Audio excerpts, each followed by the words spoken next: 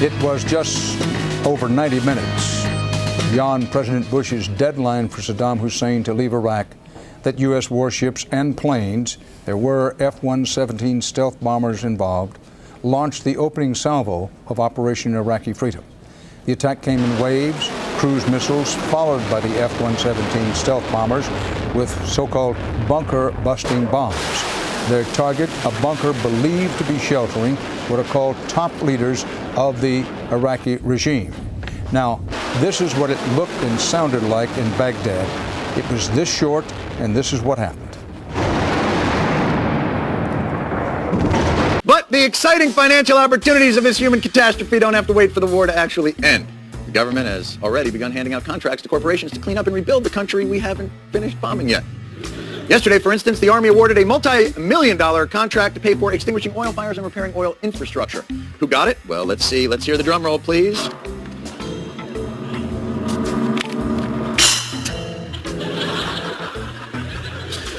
Note to self, new drummer. And the winner of the first oil services contract in Iraq goes to Halliburton! Wait a minute, Halliburton, that name rings a bell. Oh, I know. Until 2000, its CEO was Dick Cheney. Yes, Cheney. That name rings a bell. Oh, I know. He's the vice president. Well, on the bright side, I won my office pool. But on the other hand, hearing that does make me feel like the government just took a piss on my chest. Now, by the way, for those of you at home who might have missed that, I said Of course, Halliburton has refused to divulge the monetary value of that contract, though according to a spokesman, quote, we're going to do all right on this one.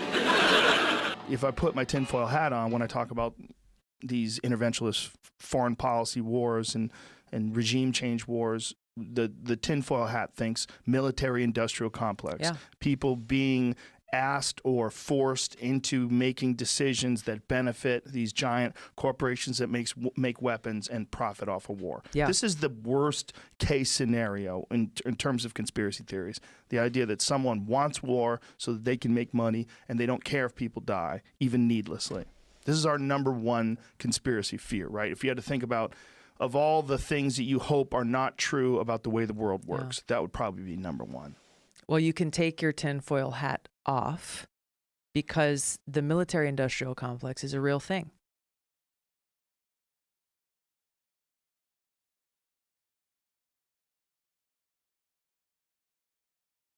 Recently unearthed footage of Rand Paul from 2009. It's pretty exciting. So here is Rand Paul in 2009 speaking to Republican students at Western Kentucky University, and he's talking about Dick Cheney and the war in Iraq, and listen to his theory. There's a great YouTube of Dick Cheney in 1995 defending Bush #1, and he goes on for about 5 minutes. He's being interviewed, I think, by the American Enterprise Institute, and he says it would be a disaster, it'd be vastly expensive, it'd be a civil war, we'd have no exit strategy. He goes on and on for 5 minutes. Dick Cheney said it would be a bad idea, and that's why the first Bush didn't go into Baghdad. Do you think that the U.S. or UN forces should have moved into Baghdad? No. Why not? Because if we'd gone to Baghdad, we would have been all alone. There wouldn't have been anybody else with us. It would have been a U.S. occupation of Iraq. None of the Arab forces that were willing to fight with us in Kuwait were willing to invade Iraq. Once you got to Iraq and took it over and took down Saddam Hussein's government, then what are you going to put in its place? That's a very volatile part of the world, and if you take down the central government in Iraq, you can easily end up seeing pieces of Iraq fly off. Part of it the Syrians would like to have to the west. Part of eastern Iraq the Iranians would like to claim, fought over for 8 years. In the north you've got the Kurds, and if the Kurds spin loose and join with the Kurds in Turkey, then you threaten the territorial integrity of Turkey. It's a quagmire if you go that far and try to take over Iraq. Dick Cheney then goes to work for Halliburton, makes hundreds of millions of dollars as their CEO. Next thing you know, he's back in government. It's a good idea to go into Iraq. The day after 9/11, George Tenet's going in the House, and Richard Pearl's coming out of the White House. And George Tenet should know more about intelligence than anybody in the world. And the first thing Richard Pearl says to him on the way out is, we've got it, now we can go into Iraq. And George Tenet, who supposedly knows as much intelligence as anybody in the White House, says, well, don't we need to know that they have some connection to 9/11? He says it doesn't matter. It became an excuse. 9/11 became an excuse for a war that they already wanted in Iraq. Do you have any people being paid by the CIA who are contributing to the national news services, AP and UPI. Well, again, I think we're getting into the kind of detail, Mr. Chairman, that I'd prefer to handle in executive session. I'm Ray McGovern, a 27-year veteran of the Central Intelligence Agency. Why did you lie to get us into a war that was not necessary and that has caused these kinds of casualties? Ruh-roh. First of all, I haven't lied. Oh, he didn't lie. All right, well, that settles it, everybody. There's pound cake in the back. We can all have a nice time, and, It appears that there were not weapons of mass destruction there. You said you knew where they were. I did not. See? He never said he knew where they were. We know where they are. They're in the area around Tikrit and Baghdad and east, west, south, and north somewhat. So the Secretary of Defense caught in a contradiction about weapons of mass destruction. Surely that will be a big story. How much of an axe do you have to grind with Secretary Rumsfeld? But he wasn't just any heckler. Were you nervous? Tucker, I resent the word heckler. I'd like you to take that back. Okay, I'm not taking it back. Donald Rumsfeld encouraged whoever, I think, had their hands on you at the time to let you stay there. Does he get any credit for that today? Isn't it enough that he was wrong and had bad judgment? Why does he have to be a liar, too? Well, you know, that's the question you'd have to direct to him. But won't. Right after 9/11, people were asked about Iraq, and only about 16% felt Saddam Hussein had anything to do with it. But with all of this propaganda coming out, Cheney and all those folks, about 28% believed that Iraq had something to do with it. 2 years after we invaded Iraq, close to 60%, 56% of Americans believed a delusion. What did Iraq have to do with what? The attack on the World Trade Center. Nothing. Wait, in a press conference right after September 11th, President Bush was asked, what did Iraq have to do with September 11th? And he said nothing. President Bush must watch Alex Jones, I guess, because 2 years later, after all the run-up to the war in Iraq, the media and the propaganda machine had convinced 56% of the American people that Iraq had something to do with September 11th. Is this proof that propaganda works and the CIA can control some elements of our media? I would suggest this is pretty good evidence that might be the case. What hurdles are you encountering that you didn't expect? You know, a lot of what's happening are things that we kind of did expect. You know, the smear campaigns, the misinformation campaigns. Now we're doing a phony war again. There's a false flag in Syria. Why are we in Syria? Nobody tells you. We're there because we want to help people. While we're killing kids in in Yemen, Iraq, Libya, Afghanistan, no matter where they are, we'll kill them. We want a torture facility in Cuba, but we're in Syria because we care about people. We're in Syria because there's a pipeline they want to put through it. That's why we're there. And Tulsi Gabbard comes on TV to talk about it in a real way, like, hey, let's have peace because this is crazy. We did this in Iraq. Look how it turned out. We did this in Afghanistan. Look how it turned out. We're doing this in Libya. We did it in Libya. Look how it turned out. We want to do it again in Syria. Let's not do this. What are you going to replace Assad with? And why do you want to overthrow him in the first place? Why are we teaming up with ISIS and Al-Qaeda in Syria? These are all talk about on the news. The news won't tell you that it's ISIS and Al-Qaeda we're working with to overthrow Assad. Yeah, we're training them and arming them. ISIS and Al-Qaeda. I bet that works out great. So when we get rid of Assad, who are we going to replace him with? ISIS and Al-Qaeda. So here's Tulsi Gabbard come on and say, hey, this is all crazy. Listen to what she says. An investigation for these horrific chemical weapons attacks. I'll be the first one to denounce him, but the key is now with President Trump's reckless military strikes last night. It flew directly in the face of the action that the UN was working on at that time to launch an independent investigation, to find out exactly what the facts are, who was involved and who was responsible. So that seems pretty sober. That seems like, oh, thank God a grown-up came into the room and she said, hey, let the UN do their investigation. Let's find out what the facts are before we, I don't know, start a war.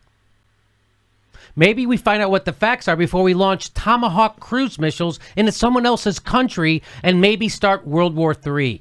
Maybe we do that. We wait for the UN to investigate.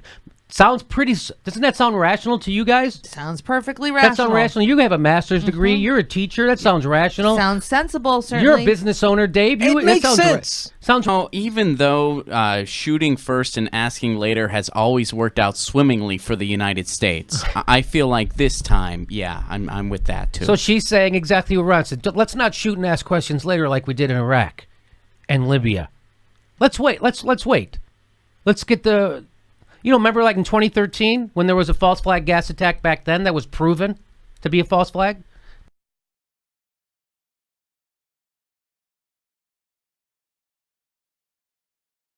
So thank God we have a congresswoman like that doing that. Here's the thanks you get for doing that, for calling for sober investigations and not rushing to war. Here's the thanks you get from that. Now, these aren't right-wing maniacs. Here's your left-wing warmongers. That is Hawaii Congresswoman Tulsi Gabbard. She's an Iraq vet and member of the Foreign Affairs Committee, and she's casting doubt on the president's claim that the Syrian government was indeed behind the chemical attack that killed as many as 100 people last Tuesday. Let's bring in Howard Dean, former Vermont governor, former DNC chair. And Howard, how do you respond to Tulsi Gabbard? I think it's outrageous. There's a long, well-known history, both in our Intelligence Committee, Amnesty International, Doctors Without Borders. Every single one of these agencies has said that Assad is using chemical weapons. So then, yeah, I guess you would be for an investigation because you'll know how it's going to turn out. The investigation will prove that it's definitely him, and then we get to live by our standards of having an investigation before we invade another country. Remember how we did in Iraq? We were all sure. Everybody was sure. There could be no doubt. We were all sure. And by the way, this is a guy who was an anti-war candidate, ran against the Iraq War. He used to say he's from the Democratic wing of the Democratic Party. And here he is, couldn't be beating the war for drums more and more irresponsible. Is there a bigger menace to the country than someone who beats the war for drunk and shames someone who calls for an investigation before we bomb someone? So this is war propaganda at the top of their lungs at 1,000 miles an hour. This is war propaganda from a guy who used to be the head of the Democratic Party and now given a free seat on mainstream news media because he's willing to say this all day long and wag his finger at a veteran. A veteran. Tulsi Gabbard is a veteran who's calling for peace, and this piece of garbage Howard Dean is sitting there going to shame her. Let's listen to some more. Some might call Howard Dean a draft dodger, too, FYI. Is he? Maybe. Why don't you go to war, Howard? Howard, when did you go fight in a war? Did you ever do that? Maybe you should shut up then, you warmonger. Imagine how you could make a statement like that, especially being on the Foreign Relations Committee. He said, I can't imagine how you can make a statement like that, telling the truth in front of our war propaganda machine. Why would you do that? You know you're going to be ostracized. You know we're going to do to you what we did to Ralph Nader. Maybe you can make a statement like that because you have an understanding of foreign relations. He answered that question in his own statement. I don't know how you make a statement like that in foreign relations. Maybe because you understand how it works. Maybe because you know how to do your job. And it's not like she's saying anything radical. She's not saying, make Assad Mr. America. All she's saying is let's look at what actually happened before we blow up. She's calling for an investigation, and he's making that sound like she's crazy. What do you want facts for? Calls for an investigation, and they're the mainstream media. She's crazy. Do you think that someone's doing this on purpose, or do you think this is team mentality in action, where people are supporting a particular candidate and they look at you as being competition of that candidate? Like, what do you think? I think it's probably a combination. I'm challenging the establishment, challenging the status quo, challenging the foreign policy establishment, and challenging the political establishment in calling things as I see them, calling it straight, and speaking the truth, whether that be calling out leaders within my own party or leaders of the other political party.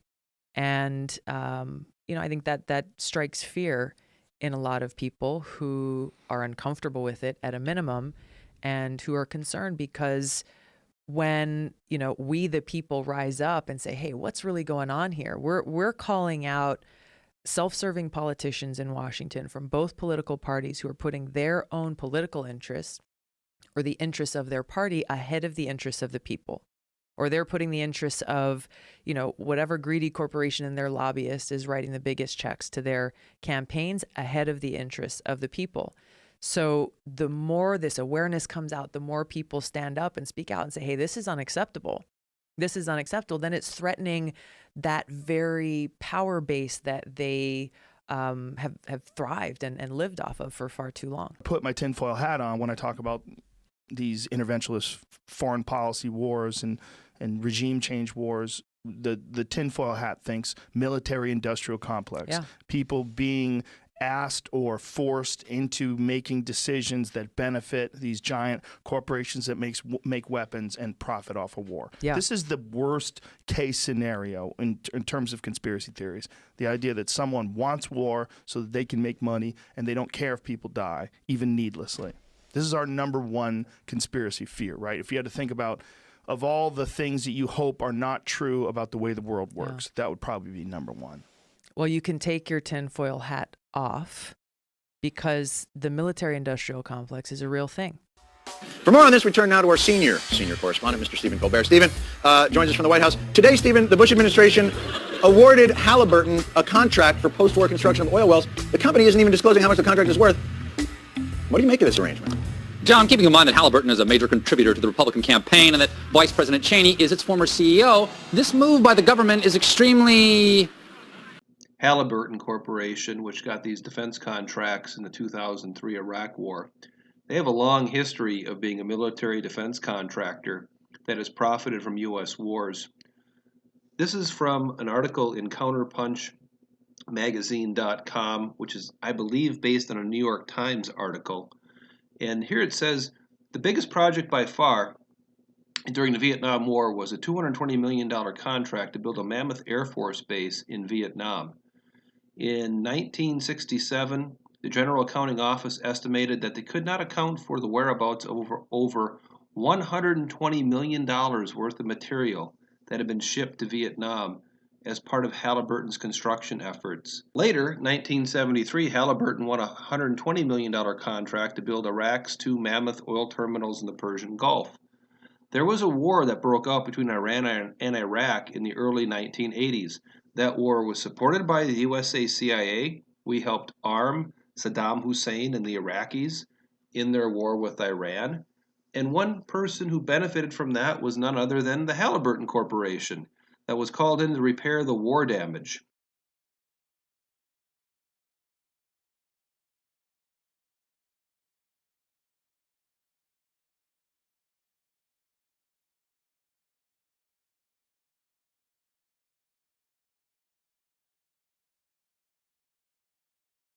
Extremely... Stephen? Hold on a second, John. I'm a bit of a stickler for language, and I've been trying all day to think of what exactly the right word for this would be. Well, Stephen, maybe I can help you out. Can you describe what you're going for? Okay, let's see. If this word were a flavor, it would be a thick brown taste in the back of your throat, an acrid tang of decay, like you're rotting from the inside. Unpleasant. Yeah, that's getting there. Nauseating. It's tough. I've been thinking about this all day. I've been poring over my thesaurus, and so far, nothing quite captures the feeling. I've tried appalling, shameful, reprehensible. I've tried cramming words together. Greed-rageous, backstab-tastic, and oh Christ, just when I was beginning to buy their line of crapical. But nothing quite captures it. Stephen, there surely must be some words. Evidently not in English, John. Now, there is one word in German that I kind of like. Die Hände über dem Kopf zusammenschlagen! It means to throw one's hands up in mute horror, and in this state of paralyzing dread, to realize that those you need to trust most have instead confirmed your darkest fears. But it seemed a little mamby-pamby in this context. It's really tough. There is no word. I'm afraid not, John. The best I could do at this point is just a sound. So I guess I just have to say that this arrangement between Halliburton and the Bush administration can best be characterized as...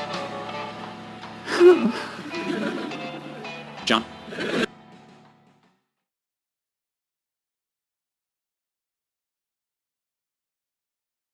Later, in 1995, Halliburton got a $550 million contract to provide logistical support for U.S. forces in Bosnia, Croatia, and Hungary. and Halliburton got another $6.3 million contract to support our Air Force base in Italy. There was a war in Yugoslavia between Bosnia, Croatia, and Serbia, and Halliburton profited from that greatly. One way they profited from that was they were buying plywood for $14 a sheet, and they were rebuilding schools and hospitals with that plywood and charging the U.S. government $85 per sheet. One former employee says that the Halliburton employees inflated costs at over 224 projects in Kosovo. Now, President Trump campaigned against regime change wars when he ran for president, but now he bows to the wishes of the neocons who surround him, clamoring for regime change wars that he claimed to oppose, this time in Venezuela and in Iran. These powerful politicians dishonor the sacrifices made by every one of my brothers and sisters in uniform, their families, as they are the ones who pay the price for these wars. In fact, every American pays the price for these wars that have cost us trillions of dollars since 9/11. Every dollar that we spend on regime change wars or on the new Cold War and this nuclear arms race is a dollar coming out of our pockets. Dollars that should be used to address the very real urgent needs of our people and our communities right here at home.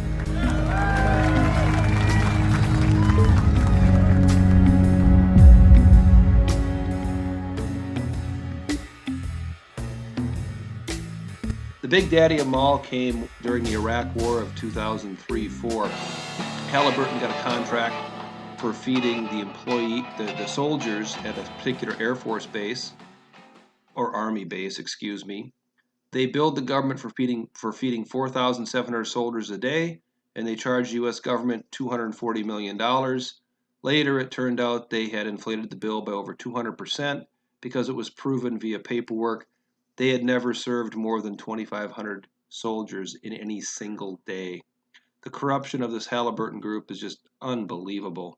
And again, Dick Cheney, vice president under George Bush, George H.W. Bush's father, and Prescott Bush's grandfather are all linked to this Halliburton company. One of the biggest outrages in 2004, a Kuwaiti company called Altamia was charging Halliburton $2.65 per gallon, roughly 3 times the rate that the Iraqi oil ministry was charging for diesel fuel and gasoline in the country, and Halliburton was selling that to our U.S. military. Jamie Lee Jones went to Iraq to work as a contractor for Halliburton subsidiary KBR. On her 4th day there, Jones says she was drugged and gang raped by some male colleagues. When I returned to my room, a man was laying in the bottom bunk of my bed. It wasn't the same man who gave me the drink. I asked him if he had had sex with me, and he said that he did. I asked if it had been protected, and he said no. I was still feeling the effects of the drug from the drink and was now very upset at the confirmation of my rape. My heart sank that day. Jones has filed a federal lawsuit.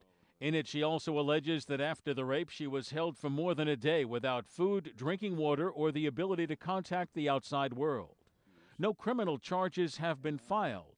Lawmakers say it's outrageous that 2.5 years after the alleged attack, there still hasn't been a proper investigation. We did not have the FBI come there and say, where is a rape kit? Where is this doctor? What hospital facts? Where is the scene? Let us take pictures of the place where she was incarcerated. Can you believe that did not happen? This sounds like the way we handled sexual assault cases 50 years ago. You know? It does. Where the victim was the last person thought of. Lawmakers say that because Jones was supporting the military overseas, her attackers should be prosecuted by the Justice Department. It failed to send a representative to the hearing. KBR disputes Jones's allegations. She says she knows of at least 11 other female contractors who were attacked and raped while in Iraq. There was bipartisan anger at the failure of the Justice Department to even send a representative to this hearing.